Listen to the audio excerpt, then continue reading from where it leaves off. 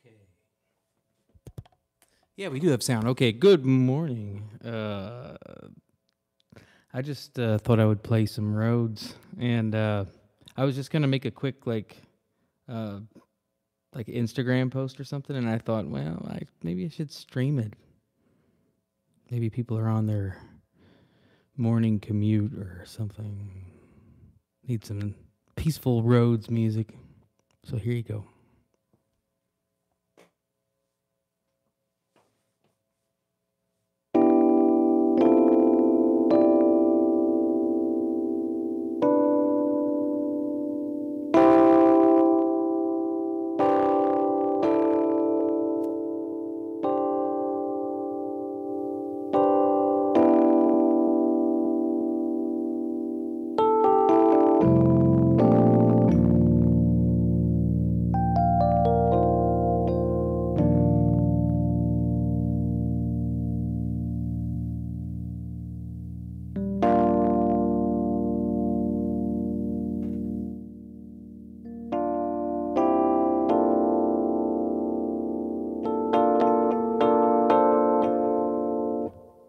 Sorry, we had a little clipping issue. I think that fixed it.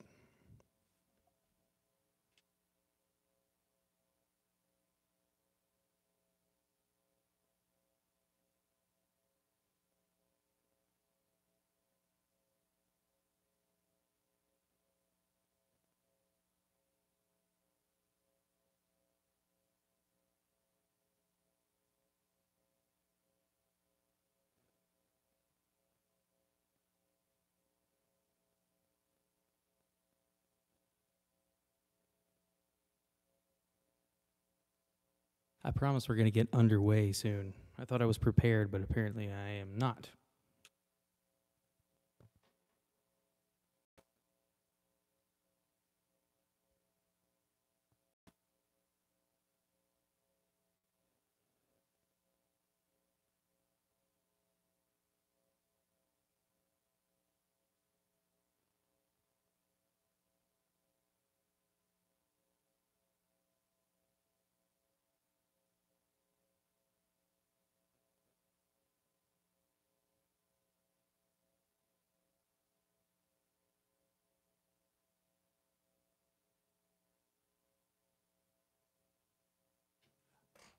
Okay.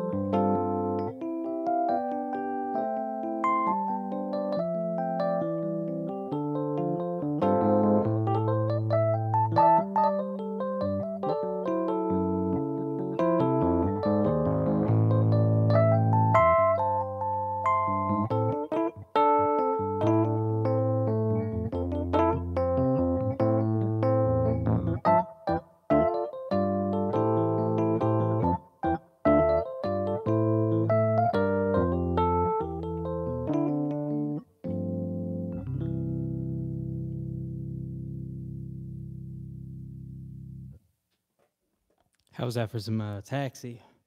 Oh, question. Is the stereo coming through? Like I've got, stereo panning and stuff going on. And I'm running the El Capistan in stereo as well. I'm really curious to know if you guys are hearing stereo sound.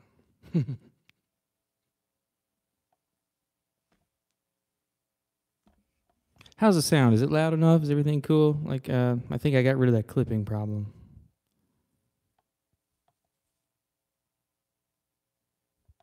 I'd like to thank everyone for tuning in this morning. It's yeah, stereo's working. Oh, that's fantastic. Thank you all so much for being here.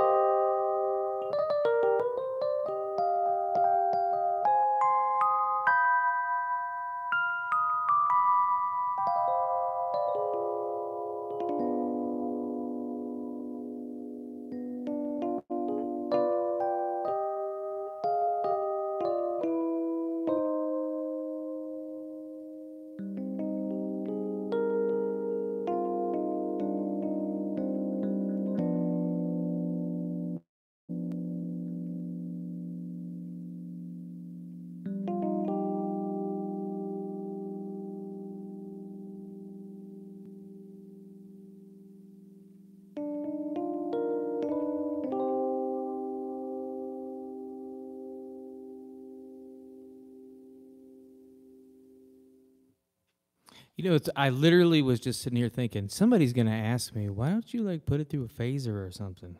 So yeah, I can do that.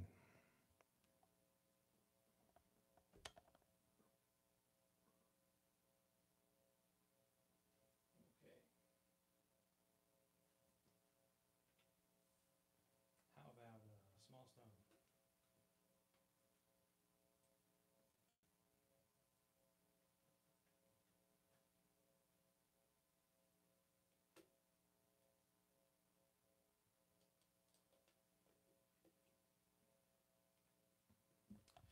I had a bad stone, and I sold it because I didn't like the fact that it made this loud pop every time you engage it or bypass it. Like no matter what I did, for some reason that thing would always have this loud pop, and that's like just not really. I don't know. It wasn't that great of a phaser, really. Um, The Behringer VP1 is excellent. I think it's just as good as the real deal Small Stone. It's just not built as good. Sound wise, it's fine. But But yeah, I'm kind of a phaser junkie. I'll show you.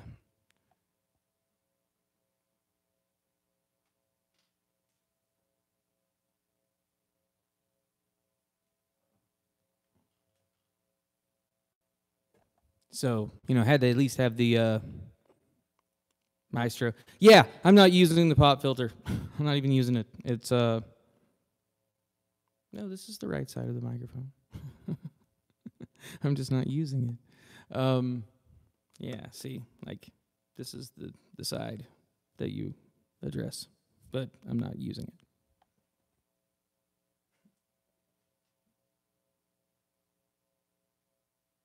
Okay, give me just a second.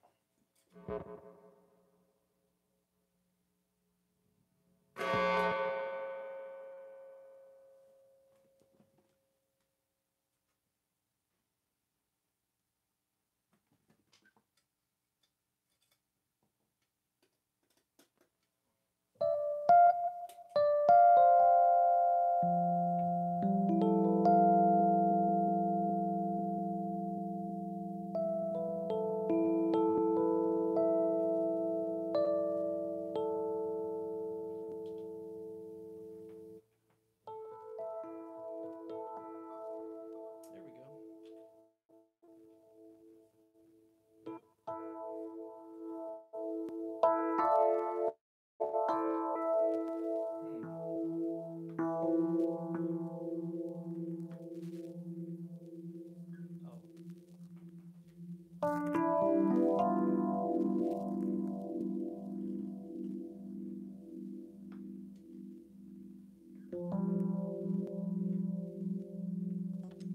There's a little bit of noise in this signal, but anyway, here you go.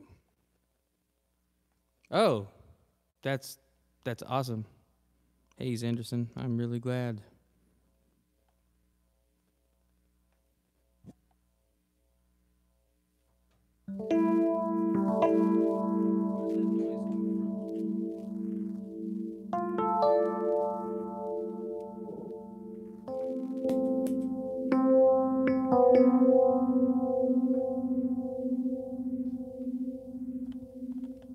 Okay.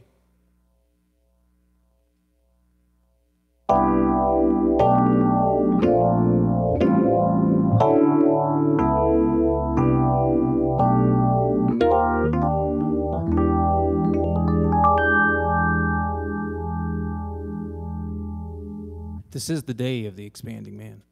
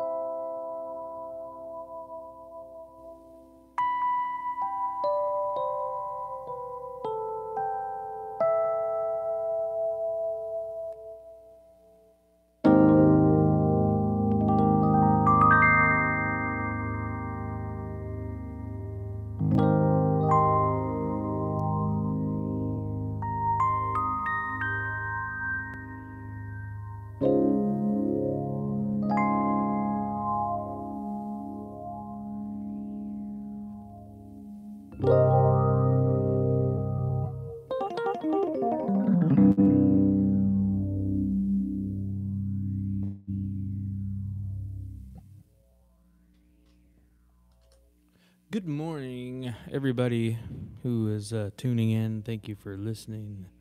I just felt like playing and sharing it with you all. Yeah, Doug, thank you for the. I really do appreciate that, and I'm so glad that I could brighten your morning. And yeah, the color. Yeah, I've got the color switch on, and it's certainly some color. Thanks Hayes. Thanks Bob. Thanks Pylon. All of you guys. Pet Drew 32, Dex 2345, Altera 54, Jacob Rodden. All of you that are here, thank you. It's a pleasure. And so yeah, what am I gonna do? Play some more for you. Something else I was gonna say. Oh, Electric Dreams. Thank you. I really, really appreciate that. Uh, um, and next year will be the 10th anniversary of that album, and something's gonna have to be done. Yeah, can you believe it? Last year was the 10th anniversary of the Talkbox Christmas thing, and next year will be the 10th anniversary of the album, the full Talkbox Christmas album, and I'm gonna re-release it big time. I'm skeptical, but open-minded.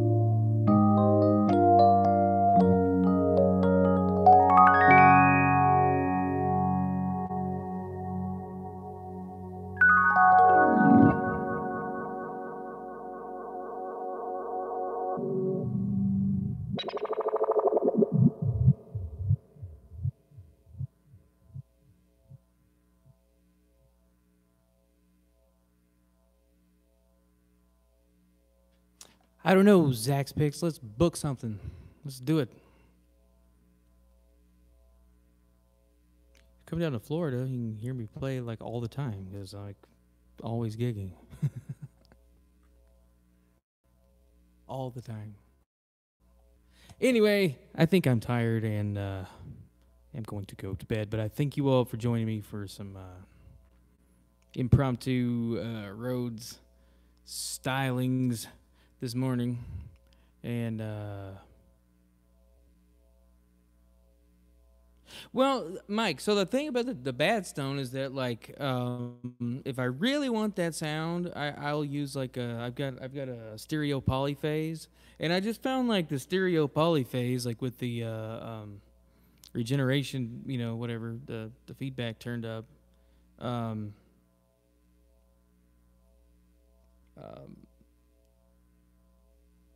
yeah. I don't know. It sounds close enough for me. But yeah, it was just too much of an overlap. Like I didn't dislike the bad stone. I just felt like it was just kind of like, meh. Oh yeah, in Florida, if you come down to Naples, I'm playing with a trio every weekend, and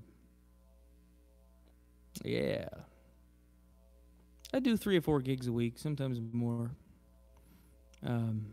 with various bands and stuff by myself as well. And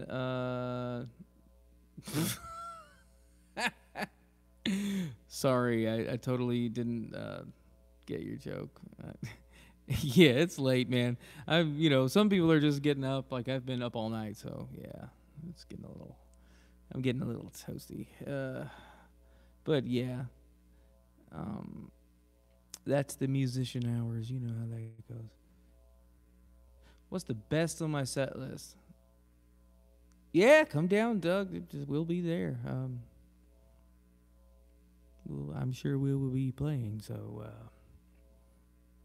unless it's too long, and then maybe I won't be around Naples. I don't know. It's hard to tell anymore. Life is crazy. Anyway, there was something I was going to say. Oh, SDR says, love the sound of those ties. Did you get them set up specifically like that? Yes. I'm actually got a video that I've been procrastinating about for like the last a year. For a whole year, I've been procrastinating on doing this video. Last November, I completely restored this Rhodes. I completely redid everything. It's basically the reason this thing sounds the way it does. Besides the setup. It is different. This is a 79 suitcase, but it's got like 72 style hammer tips in it. It's got the original soft color-coded neoprene hammer tips. Like not the old felt tips. I almost did felt, but I decided that might be going a little bit too far. So instead what I did was use those, the soft rubber from Vintage Vibe, and that really, I used all Vintage Vibe parts in there. So it's got all new grommets, screws, hammer tips, damper felts, pedestal felts. And if you'll notice like my Rhodes, like right now the keys are a little uneven, and that's because I installed back checks in there. You can't do this on a normal Rhodes. You can't normally go like these super fast keystrokes and stuff. Like back checks enable that. Like you can play as fast on this thing as you can on a real piano. And back checks is why. And it keeps all that annoying after ring at bay. But yeah, if they're not adjusted correctly, the key doesn't return to 0 every time. So that's why, they start to look a little bit like they need some dental work. But that's just a matter of adjusting all those individual back checks. It just takes a while. It's just kind of fiddly. And I basically got it every once in a while. I'll adjust a few, but like I really don't care. Like it's close enough for me. like as long basically the idea is like the back check kind of like caresses the hammer, the plastic hammer, ever so slightly to stop, to break it, to keep it from doing this bouncy thing when it comes back to when it when you when you release a key. And what it does is it stops that motion. But if it's adjusted to be too close, it kind of hugs that hammer ever so slightly. So on your next keystroke, there will be a slight bit of friction. So the idea is to have it just cradle it, but not actually impede the motion at all. Anyway, that's my thing about the back checks. I really recommend it, but it is kind of like a pain in the butt in a way. But yeah, that's awesome that you got a Rhodes, and I recommend like anybody that's like, man, I can't find a Rhodes that's affordable, and it's a shame because like I bought my Rhodes, both of them, like back 20 plus years ago when they were dirt cheap, and I even got crazy deals on them back then. So like this Rhodes, like I've got like $600 in this Rhodes, maybe a little more. But that's just from a bunch of restoration work. That's not from. It costs nothing. And my other Rhodes, which I just sold to my friend Adam, that I paid $45 for that thing, and it was in mint condition when I got it. It was a '79 Stage Rhodes that I bought from a school. No, actually, this is the stock preamp. It's just the stock Janus style, late 70s preamp. But I do plan on putting a vintage vibe preamp in here. Boorish Electronics just sent me a preamp for my Wurlitzer that I'm gonna put in there pretty soon. That's supposedly just like gonna open it up dynamically, like big time. It's a drop-in replacement that Boorish Electronics is developing for the Wurlitzer 200 series, and I think that's going to be really cool. But yeah, I like as soon as I get the money, I want to get a vintage vibe preamp in here because it really is a big deal. It really is. And if I don't do that, if I decide not to do that, then what I'm going to do is just recap this one because it does need a recap job. It's actually very noisy, and those capacitors just get old and need some love.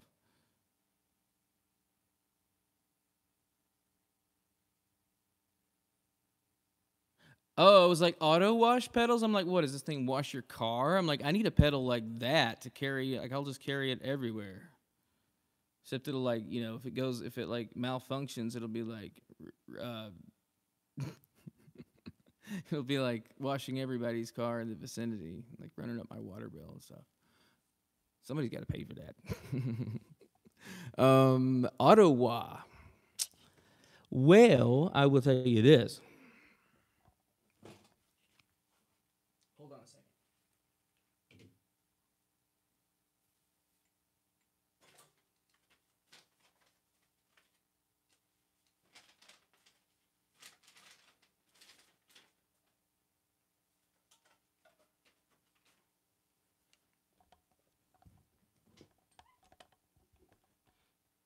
Since we're just talking, I'm just going to kind of get more comfortable here.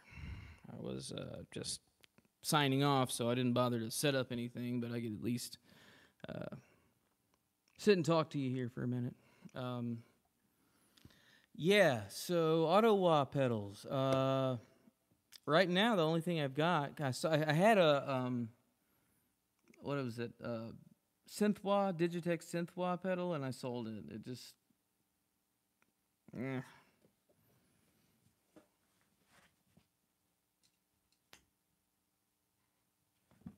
It was like something that was supposed to have all these different tricks, but really it was a one-trick pony. Like the Ottawa sound was about like the only thing that was really good in it. This stereo polyphase is. Let me turn up the mic a little bit. This here, I happen to really like this thing a lot.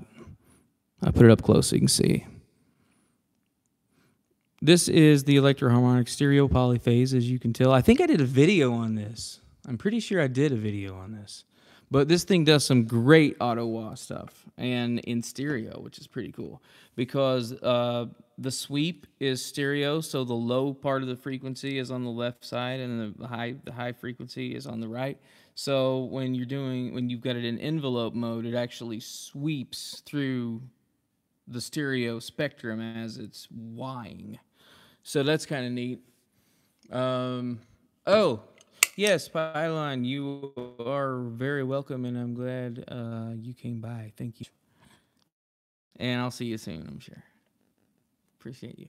But yeah, this is a cool pedal, and it's just like really does a whole bunch of stuff. I'm pretty sure I did a video on it. If I didn't, here's what it comes down to. So I got this Roland Go Mixer Pro. Here, I'll show it to you. This thing here is excellent. It just does what it says. It just does what it says on the tin. Like, you know, basically, I needed something that I could just plug my output of my mixer or whatever into it, and no muss, no fuss. I needed something. Basically, the reason I don't put more content is because I hate to edit videos. I hate it. It's just like one of my least favorite things to do. And so that's why I don't do more, videos. So I just got this thing, and because my friend William McCarthy, who makes some real cool, funky jams on the old Instagram. And so I was asking him, like, how is it that how do you get this great sound? So he told me, he's like, dude, why are you you need to stop using your, built-in iPhone mic for these Instagram things. You need to, like, get a Go Mixer. So I got the Go Mixer Pro just because it's got an XLR mic input on it. That like, I think it's gonna help. Unfortunately, Mike, this is a one-off, but my problem is that it's hard for me to regularly schedule anything unless it's a gig or something. Like, I just don't do well with structure. I just don't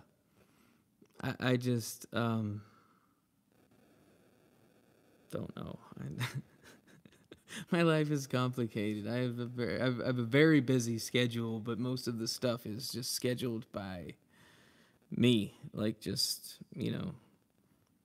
however I can fit in stuff. And it's all music related, but it's just, yeah, I have way too many irons in the fire. So editing video is just like one more thing that's taking me away from all of those, other things. And I really want to make more content for you guys. It's just a matter of, like,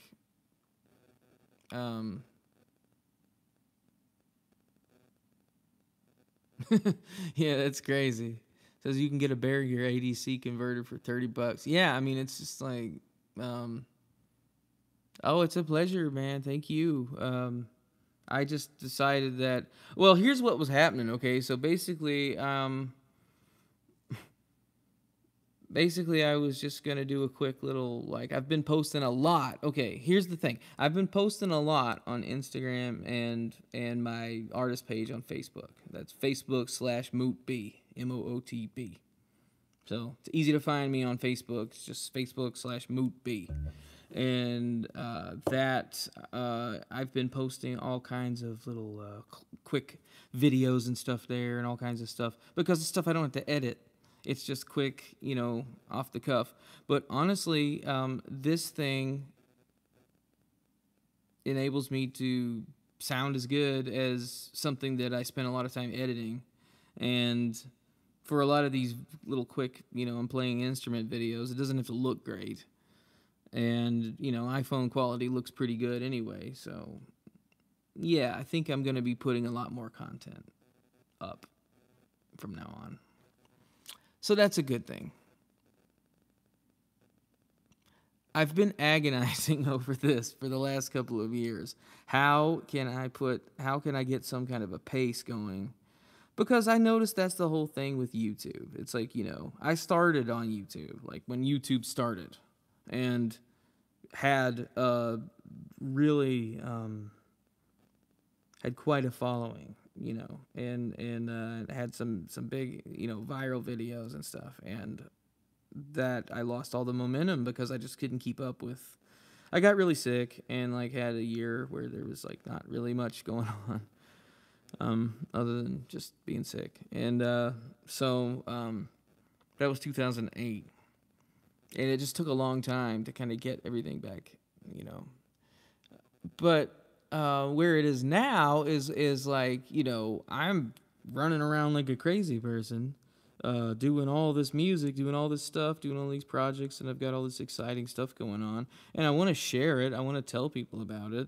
It's just I don't want to edit videos. I don't really want to shoot videos either, but like I love to share what's going on, and I love to share music, and I like to inspire people and entertain people. And so I'm really glad that there are tools available now to make this not such a pain. So, with that said, I appreciate you all very much. And I've got a lot more things that I will be sharing with you soon. So, thank you. Have a wonderful day. I love you. Bye-bye.